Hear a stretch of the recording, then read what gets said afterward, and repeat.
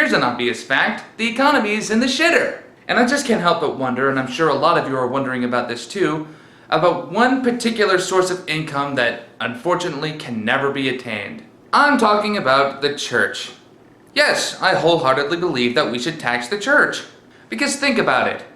The church takes in billions of dollars every year, and almost all of it is tax exempt.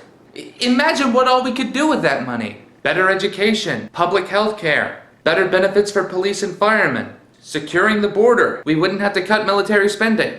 I mean, granted it wouldn't solve all of our problems, but it would be kind of a big relief. It would be like taking a huge 800-pound weight off of your back and replacing it with two 200-pound weights. It's a lot less cumbersome and a bit more manageable.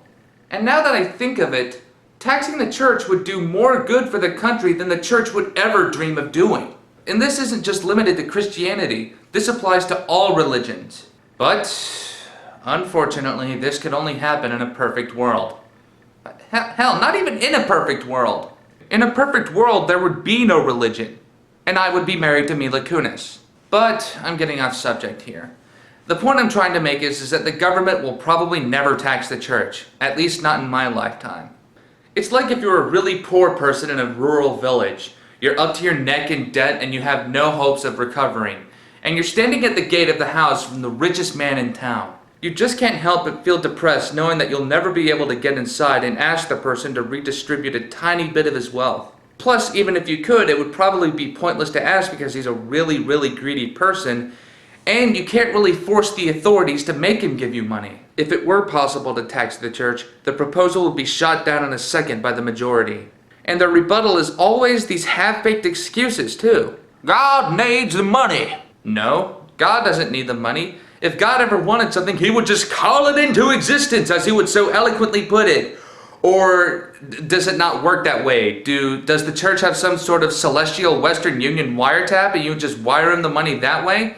Is that why you generate billions of dollars? Is because God is a multifaceted corporation who needs all this money to cover his expenses or something? It just doesn't make any sense. In truth, you need the money so you can keep living this imperialistic lifestyle and keeping up this whole God charade. We're helping to feed the poor with that money. Okay, that may be true, but you're only using a fraction of it. If you say that you're not, then explain to me why are there 12 million children starving in the US alone? Plus, anyone with a brain knows that you have a secret agenda to indoctrinate children into the church. You're basically doing minimum spending and maximum profit. We need that money to expand the church. Same thing as mentioned before. Minimum spending, maximum profit. We're a non-profit organization. Why don't you lift the curtain and show us what you really are? A greedy, self-centered business who cares about nothing but their own interests. You guys are con artists who prey on the weak. You guys are evil, deplorable people. In the end, thanks to the deluded majority of American people, churches have more money than they can possibly handle. And the American people who would benefit greatly from this are caught with their dick in their hands. Now, I know that not all church members are self-centered assholes, but the majority of them aren't willing to make any sacrifices, and this is why this country is in the position that it's in. Church is greed. Thank God I'm an atheist.